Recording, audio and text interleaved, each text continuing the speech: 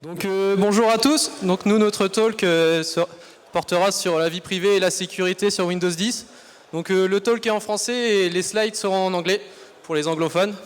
Donc rapidement, on va se présenter. Voilà. Donc moi c'est Thomas, j'ai 22 ans. Donc je suis étudiant à Alésia. Je suis sport recherche au laboratoire depuis plusieurs années. Je suis actuellement en stage chez une jeune start-up Screen dans le centre de Paris.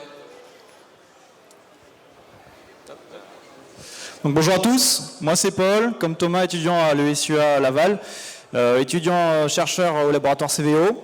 Je reviens d'un stage de 2 mois en Italie dans le laboratoire Next Lab. Et puis éventuellement si vous voulez une bière après le talk, je ne suis pas contre. Donc le laboratoire CVO c'est pour cryptologie et virologie opérationnelle. Il est localisé donc à Alésia Laval. On a été dirigé tout au long de notre année par Eric Filiol, donc directeur du laboratoire, ainsi que Baptiste David, qui est ingénieur de recherche associé au laboratoire. Donc le but du projet, en fait, il est né après la release de la bêta publique de Windows 10, donc comme vous pouvez voir la date ici, octobre 2014. On a pu lire sur Internet beaucoup de choses, comme quoi il était extrêmement intrusif, et la présence d'un, entre guillemets, keylogger. L'année dernière, donc au mois de juillet, on a eu la release officielle de Windows 10 et on s'est dit que tout ce qui était dit sur Internet, ça avait l'air assez dangereux, mais on n'avait aucune preuve pour l'affirmer. Donc la présence d'un keylogger, le fait qu'il enregistre la caméra, le microphone, qu'il collecte des données comme ça. Et donc le but du projet, c'est de protéger la vie privée des gens si c'est nécessaire. Une quote rapide d'Edward Snowden qui dit que, en gros, si vous dites que vous n'avez rien à faire dans la vie privée parce que vous n'avez rien à cacher, c'est un peu comme dire que vous en fichez la liberté de parole parce que vous n'avez rien à dire. Donc, je vais passer rapidement là-dessus. C'est que notre projet, donc c'est un projet scolaire qui a été réalisé en partenariat avec le laboratoire CVO et le SUA. Le stand est juste là, si jamais vous voulez y aller. Donc, les objectifs du projet, c'est de vérifier que ce qui était dit sur Internet était vrai ou non, de déterminer le taux d'intrusivité de Windows 10 dans la vie privée des utilisateurs et de donner aux gens des preuves qu'ils puissent reproduire, contrairement à ce qui a pu être fait jusqu'à aujourd'hui sur Internet.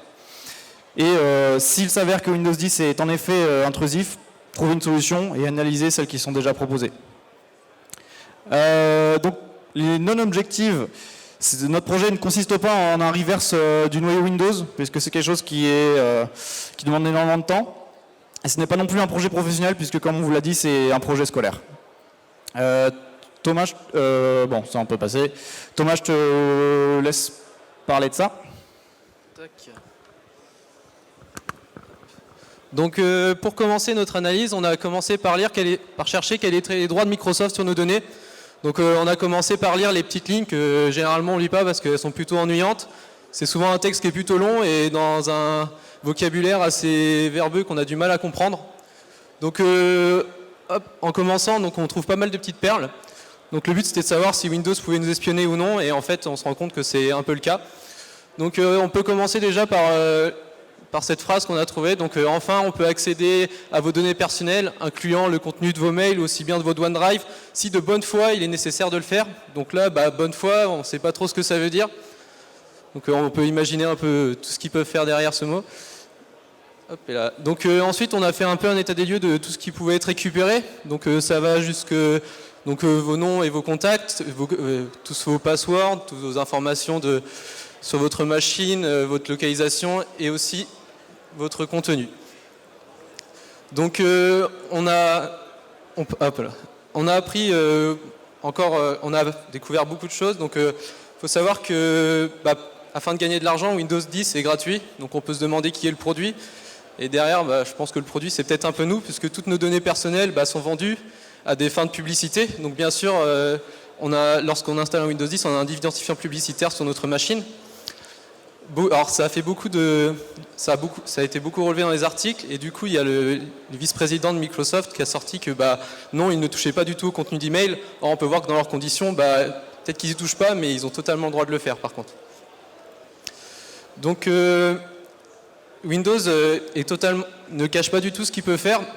Dès l'installation, on a accès à toutes les informations. Il y a plein de petits liens où on a de la doc. Ils ne cachent absolument pas qu'ils peuvent accéder à nos données, même à notre caméra, vraiment tout. Et il est d'ailleurs possible petit plus de Windows 10 de désactiver certains des services qui sont plutôt intrusifs. Donc c'est possible directement lors de l'installation, mais c'est aussi possible directement sur votre Windows à partir du menu des paramètres. Donc nous, ce qu'on a commencé par faire, évidemment, c'est qu'on a tout décoché et on s'est dit qu'est-ce qui sort encore de notre machine. Donc c'est là on est parti sur une analyse réseau, parce que déjà c'est pas trop compliqué. Et s'il y a quelque chose qui doit sortir, c'est un peu la porte principale et on pouvait sauvegarder tout le flux. Mais malheureusement, il y a beaucoup de données qui peuvent rester totalement incompréhensibles. Donc ce qu'on a découvert, donc Windows 10 essaye de se connecter à beaucoup de serveurs. Et par exemple, on a relevé plus de 600 000 paquets qui sont envoyés différents à Microsoft. Et la plupart sont quand même chiffrés en SSL TLS. Donc je laisse la place à Paul. Donc comme on vous l'a dit, le problème du SSL TLS, c'est que c'est censé être un flux chiffré, donc indéchiffrable pour nous. Il y a certains cas où le SSL peut être compromis. Je ne vais pas aller en détail, mais c'est le principe de MITM SSL, donc Attack Made in the Middle ou Proxy Forwarding, dans des termes un peu plus légaux, on va dire. Ce qui nous permet d'accéder aux données en clair. Donc le MITM SSL, en quelques mots, qu'est-ce que c'est? Donc on génère un certificat à nous. On l'insère dans la base de confiance de Microsoft. On utilise un outil, donc en l'occurrence on a utilisé SSL Split pour déchiffrer les données. Un schéma rapide, donc vous voyez que la machine de Windows 10 est connectée à un serveur, en l'occurrence un Linux, qui fait tourner SSL Split, qui s'occupe de faire la transition, enfin la passerelle entre Windows 10 et Internet, tout en déchiffrant le flux au passage. Donc le problème, c'est que à l'installation de Windows, notre certificat qu'on a généré n'est pas dans la base de confiance de Microsoft, ce qui devrait rendre justement le déchiffrement des paquets qui sont envoyés impossible. On a cependant relevé qu'il y a potentiellement une méthode pour le faire, parce que Microsoft fait une requête de certificat en clair. On a testé une interception, on a réussi à spoof le début, mais on n'a pas eu le temps d'aller jusqu'au bout malheureusement. Comme je vous l'ai dit, c'était un projet scolaire, donc il y a d'autres choses à faire à côté aussi. Thomas, c'est toi qui vas prendre cette partie. Donc afin de savoir si on est connecté à Internet, déjà pour commencer, Windows fait une requête de fichier, donc c'est un NCSID-TXT. Donc c'est un fichier tout simple qui contient juste une chaîne de caractères. C'est généralement une fois que ce fichier est reçu que vous avez la pop-up en bas à droite de votre Windows qui vous dit que vous êtes connecté à Internet. Donc ça peut être un moyen pour Windows ainsi de savoir quand est-ce que vous êtes connecté à Internet et où. Donc ce qu'on a relevé, donc on a relevé beaucoup de... On a essayé de parser un peu tout le réseau, donc on a retrouvé beaucoup de hostnames, pratiquement plus de 80, et beaucoup d'IP directement écrits en dur dans le code. Donc on a quand même vérifié d'où venaient toutes ces IP et toutes ces DNS, voir s'il n'y avait pas des données envoyées sur des serveurs un peu farfelus, et tous appartiennent à Microsoft Corporation. Donc on a quand même voulu chercher s'il y avait une histoire de keylogger, parce que c'est quand même ce qui faisait polémique lors de la preview. Donc on n'a pas trouvé vraiment de keylogger à proprement parler. Le seul truc qui pourrait s'en rapprocher, mais ça n'en est pas vraiment, c'est la recherche de Cortana, parce que même quand vous voulez chercher par exemple un fichier sur votre PC, lorsque vous utilisez la barre, tout est envoyé sur Internet, parce que derrière vous avez toujours une recherche sur Bing qui est faite. Donc tous les caractères sont envoyés comme vous pouvez le voir là. Et du coup, c'est vraiment fait pour améliorer l'expérience utilisateur et vous permettre de voir en direct les résultats en avance. Donc on n'en a pas trouvé, mais on sait qu'ils ont quand même le droit de faire. On revient sur la déclaration de vie privée de Microsoft. Donc ils disent qu'ils peuvent quand même accéder à ce que l'on tape, toutes ces données, mais on n'a pas réellement trouvé de keylogger. Néanmoins, on a quand même trouvé des trucs sympathiques. Donc on a trouvé dans ces requêtes qui sont effectuées un identifiant unique qui est associé par personne, qui s'appelle ici le XDevice Machine ID, qui est envoyé à chaque requête qu'on fait via la barre de recherche. Donc c'est ce qu'ils appellent dans leurs conditions d'utilisation un identifiant publicitaire. Donc il faut noter que c'est quelque chose qui est fait aussi par Google, etc. pour pouvoir créer de la pub ciblée, contrairement à d'autres moteurs de recherche que je ne citerai pas juste là-bas. Donc un schéma rapide de notre interception encore. Le problème avec cet identifiant unique qui est censé être un identifiant publicitaire, c'est qu'on le retrouve dans d'autres services, donc le service de télémétrie et le service de diagnostic. Vous pouvez le voir ici, le retrouver. Donc le premier screenshot, C'est un screenshot d'un contact au service de diagnostic. Et le deuxième screenshot, c'est un contact avec le service de télémétrie, donc qui envoie beaucoup d'informations à propos de votre ordinateur, donc la langue, la version, les dernières mises à jour, la résolution, etc. Donc comme on peut le voir, les données collectées ne sont absolument pas anonymes. Il y a aussi beaucoup de data qui sont encodées en base64, donc ça c'est juste pour pouvoir passer sans trop de problèmes. Donc le problème c'est que même après avoir décodé ces informations, elles restent souvent incompréhensibles, puisque à première vue c'est juste une suite incompréhensible de caractères. Pour en savoir plus, il faudrait pousser la recherche un peu plus loin et reverse le noyau Windows pour voir juste avant la création du paquet ce qui est envoyé à chaque fois. On est aussi tombé sur quelque chose qui nous a posé problème, c'est des flux réseau qui étaient impénétrables, c'est-à-dire qui ne prenaient pas en compte notre Man in the Middle SSL, et on ne pouvait pas donc voir ce qu'il y avait à l'intérieur. On s'est renseigné sur Internet et on s'est rendu compte qu'il y a d'autres chercheurs qui ont eu le même problème que nous, et qui, eux, ont contacté Microsoft pour savoir un peu pourquoi ces flux ne pouvaient pas être déchiffrés. On leur a répondu gentiment d'aller voir ailleurs.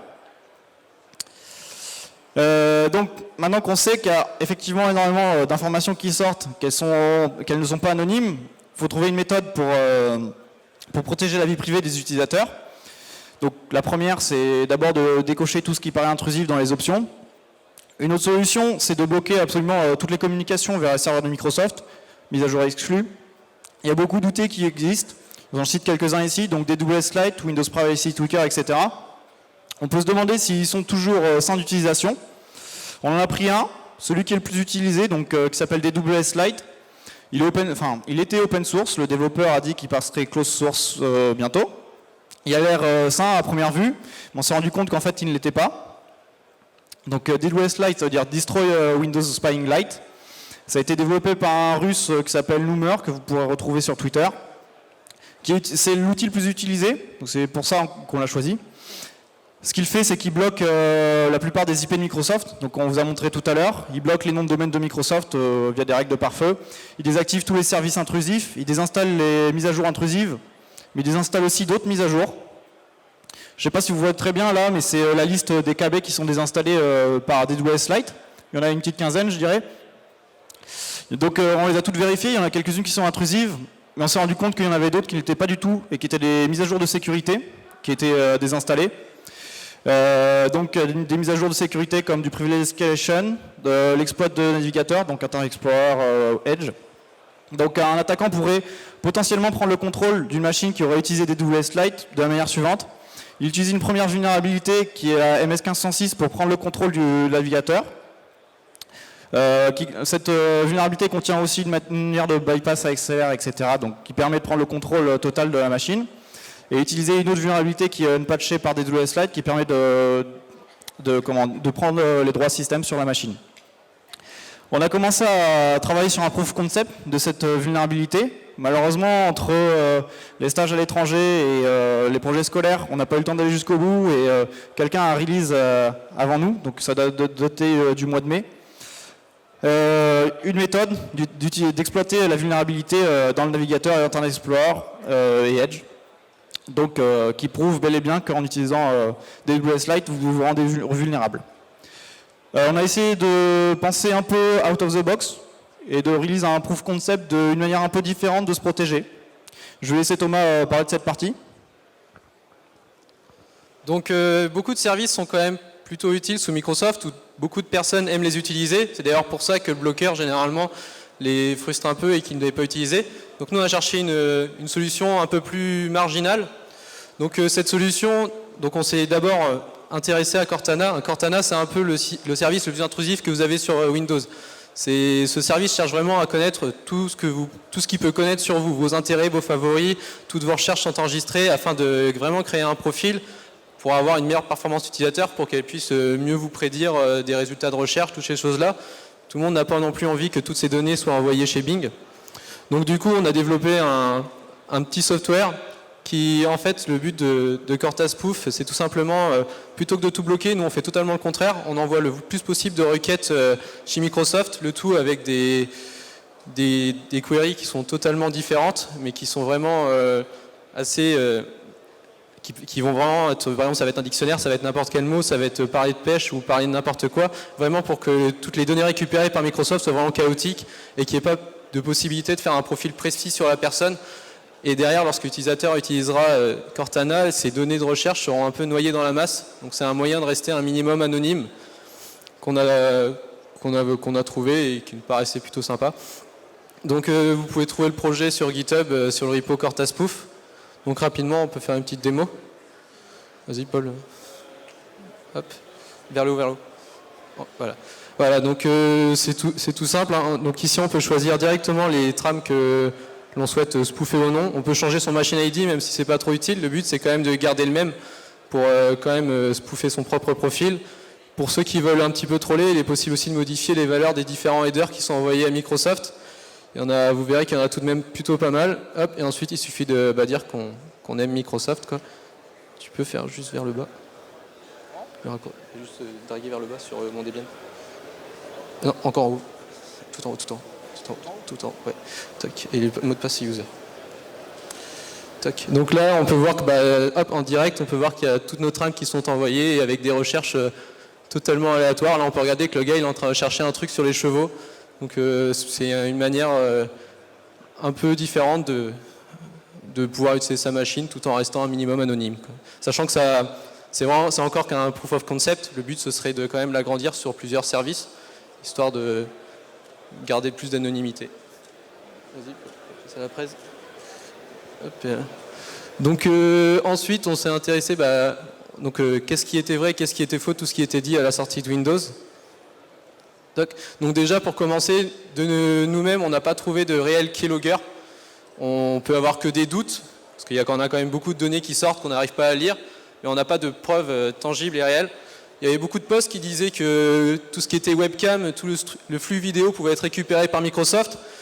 On a branché une webcam, on est resté un moment, on l'a laissé allumer peut-être sur notre Windows pendant plusieurs jours et on n'a jamais vu de paquet assez gros pour contenir un flux vidéo.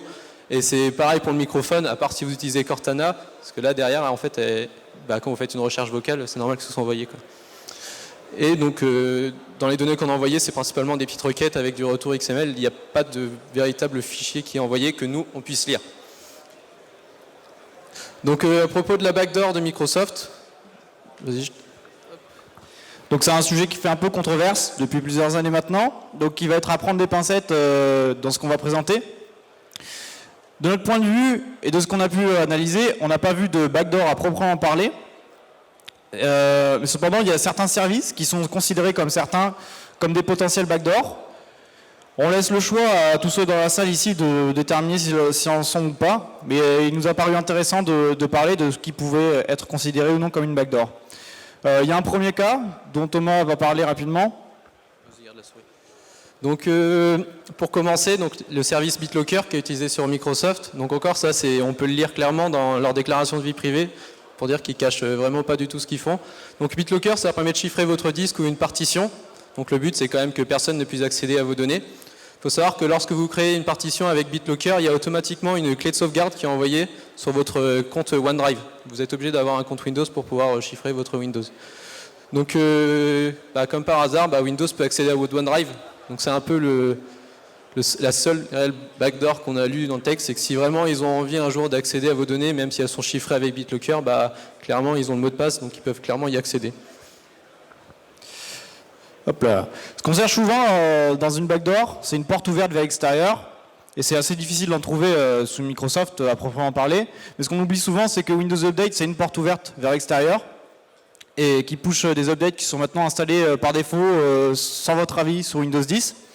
Ce qui pourrait être imaginé, c'est une méthode d'envoi de mise à jour différentielle, donc qui serait visée pour un utilisateur en particulier.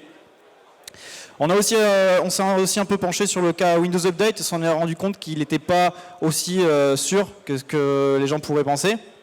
Il y a certaines attaques qui ont été réalisées sur Windows Update qui permettent de push une mise à jour non officielle de Microsoft sur la machine d'un utilisateur. Donc vous pourrez y voir ici le lien si vous avez les slides, faire un talk qui a été présenté l'année dernière. Quelque chose qui fait aussi beaucoup parler de lui, c'est le fait que les vulnérabilités présentes dans Windows seraient des backdoors. Encore une fois, on laisse à chacun déterminer son ou pas. On a cependant des cas, comme ici un article de Bloomberg qui est basé sur des documents leaks par Edward Snowden, qui montre bien que quand une vulnérabilité va être patchée par Microsoft, la NSA et les US Agencies sont prévenus en priorité pour qu'elles puissent notamment patcher leur software, mais il est écrit aussi noir sur blanc qu'elles puissent éventuellement se servir d'attaques, etc. Je vous laisserai lire le document. Et puis il y a aussi des vulnérabilités qui existent depuis plus de 20 ans, donc comme une dont on a entendu parler très récemment, qui a elle aussi eu le droit à un nom, donc BadTunnel, qui a été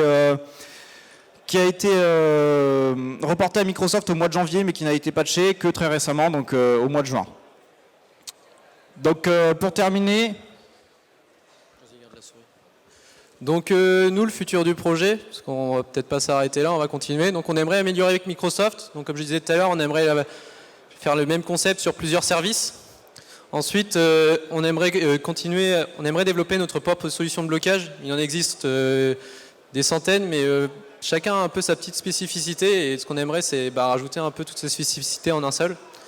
Ensuite, on aimerait continuer aussi notre analyse réseau et pourquoi pas commencer directement, d'aller chercher directement sur le système, se hooker pour trouver qu'est-ce que c'est Blob. Parce que c'est un peu des choses qu'on ne peut pas du tout vous dire ce que c'est, juste avoir des doutes sur ce que ça peut être. Donc notre opinion, c'est que ça sert à rien non plus de sauter sur sa machine et dire je désinstalle Windows 10, c'est horrible. Il y a des outils, il y a plein de bloqueurs qui se trouvent sur Internet. Si vous désactivez déjà la plupart des services, vous verrez que personne ne pourra réellement lire le flux que vous sortez de votre machine, parce que vous n'aurez pas grand-chose. Soyez conscients quand même que toutes vos données sont collectées. Donc c'est comme avec toutes les machines, évitez de faire non plus n'importe quoi. Sachez aussi qu'il existe d'autres OS, il n'y a pas que Windows qui existe, et que certains sont beaucoup plus quand même soucieux de votre vie privée. Donc voilà, on va s'arrêter ici. J'espère que ça vous a plu. On a été très contents pour la première fois de faire un talk ici à la Nuit du Hack. Merci de votre écoute, et puis si vous avez des questions, que ce soit maintenant ou plus tard dans la journée, n'hésitez pas. Merci.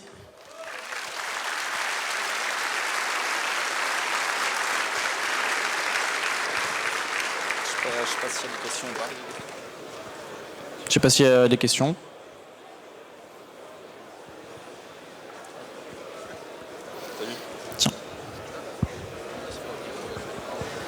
Oui, vous dites ne pas avoir trouvé de backdoor, mais elle n'est pas forcément visible.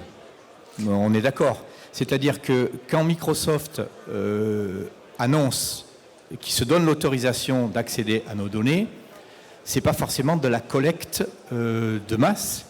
C'est simplement une possibilité qui se donne avec des moyens qui ne sont pas forcément visibles. C'est-à-dire quand vous sortez le flux, quand vous essayez de surveiller le flux de sortie, même en laissant la caméra ouverte pendant longtemps, si Microsoft n'a pas activé quelque chose qui peut être en place, qui tourne en background, etc., vous verrez rien. C'est pour ça que ce qu'on disait, c'est que c'est vraiment par rapport à ce que nous on a trouvé, de ce que nous on a vu, il n'y a pas de backdoor à proprement parler, mais il faut toujours le prendre avec des pincettes, puisque comme on vous l'a dit aussi, dans les conditions d'utilisation, c'est marqué noir sur blanc qu'il y a la possibilité de faire cette collecte. Donc en soi, ils peuvent le faire. On n'a juste pas la preuve exacte. On peut imaginer du coup que, comme vous le dites, c'est pas une collecte de masse, et que c'est plutôt une collecte utilisateur par utilisateur quand c'est nécessaire. Deuxième petite question sur le logiciel russe que vous avez présenté. Est-ce que c'est quelque chose qui one shot, qui s'installe une fois, qui nettoie et puis qui est plus actif, ou il est en permanence Alors, je ne saurais pas exactement vous répondre. Il faut savoir, parce qu'on a oublié de le dire, que sur cet outil, c'est les options par défaut. Donc normalement, vous cliquez, il désinstalle tous les services. Je ne crois pas qu'il a possibilité de les réinstaller, mais vous avez possibilité notamment de décocher les updates qui sont désinstallés et celles qui sont justement des updates de sécurité. Mais on peut... C'était la question. Ouais. Y a-t-il d'autres questions ?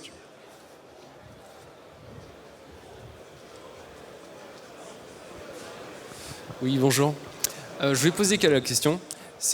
Pour l'anniversaire de Windows 10, Microsoft avait sorti les chiffres sur la navigation de sur Cortana ou sur Microsoft Edge, qui connaissait à la minute près la navigation et aussi le nombre de photos visualisées avec l'outil de photos.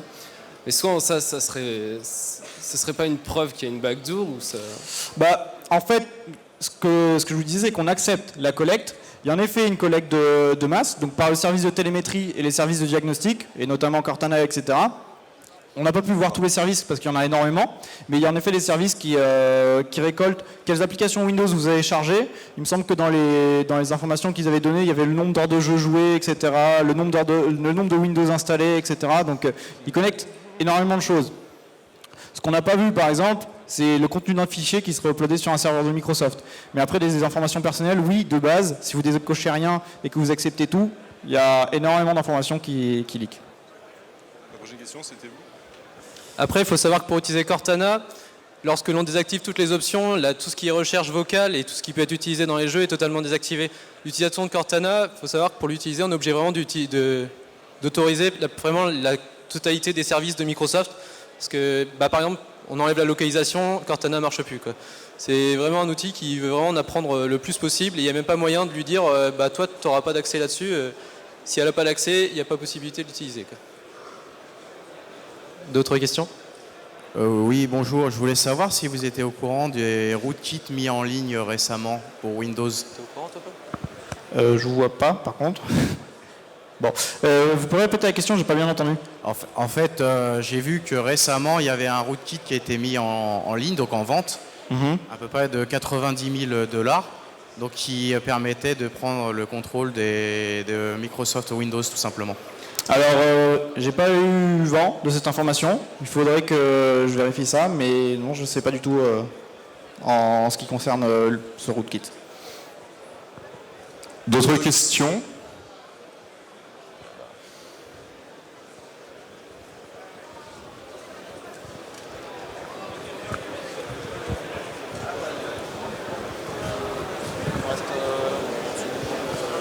Je sais pas s'il y a d'autres questions. S'il n'y a pas d'autres questions, je pense qu'on va aller bon. J'avais autre chose à dire. Non, Merci infiniment, messieurs, pour cette présentation très intéressante. Vous pouvez les applaudir bien fort.